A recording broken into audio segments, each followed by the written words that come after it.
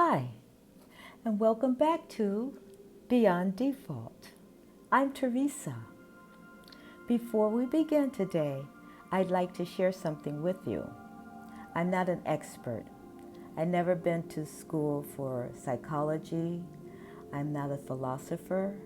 I'm simply a woman trying to navigate this beautiful life on this extraordinary planet we have called Earth. Everything I share here comes from my own experiences, my own curiosities, and a lifelong desire to understand why we think the way we do, why we become who we become, and how we can continue growing at every stage of our life. If something I've learned encourages you to look at your own life a little different, then this channel has done exactly what I hoped it would. Over the past few videos, we've talked about awareness, living by intention instead of living by default, questioning the stories we tell ourselves. But today, I like to talk about something a little more simple. Celebrating the journey of every step. Recently, I was reading the book, You Are a Badass by Jen Sincero. One sentence stopped me in my tracks. She stated, "We only get to be in our bodies a limited amount of time. Why not celebrate the journey instead of merely writing it out until it's over?" I closed the book and just sat there because I realized I hadn't always been celebrating the journey. Sometimes I had simply been waiting. I've been waiting until I felt motivated. I've been waiting until I felt inspired. I've been waiting for the next day, like what was going to happen the following day that didn't happen the day before. I'm not sure. But then something changed. For over a year, I had a pile of wood sitting in my home in the dining room, waiting. It was from an old bookshelf I had taken apart after we moved. Mind you, I made that bookshelf also. I had every intention of building something new. But intention without action simply became another story I was telling myself. Then I began working on one small habit. Every morning, I listened to a hypnosis session designed to help me overcome procrastination. It wasn't magic. It took many mornings. It didn't build the bookcase. It simply helped me become willing to begin.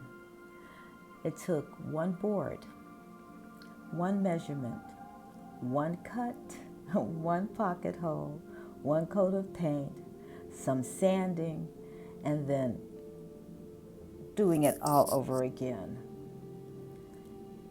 But after 4 days, I stood back and I looked at something beautiful that hadn't existed the week before.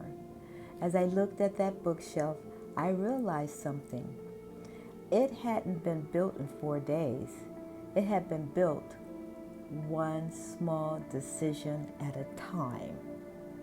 That reminded me of something my daughter Ife Mora, who is a somatic experiencing practitioner, said. Taking intentional action to the best of your ability also involves taking small actions that grow into bigger actions over time. When I heard those words, I realized she wasn't just talking about healing, she was talking about life. The bookshelf wasn't really about wood. It was about becoming the kind of person who finally believed she could finish what she started. Sometimes we think transformation requires one extraordinary leap. It doesn't.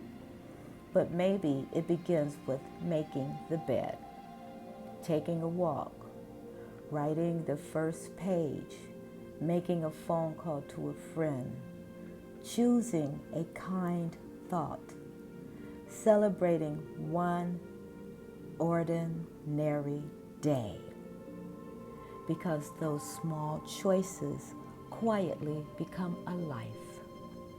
Maybe that's what intentional living really is. Not waiting for a perfect future that never comes, but honoring this moment by participating in it. So today, I'd like to leave you with one question. What is one small choice you can make today that your future self will thank you for tomorrow?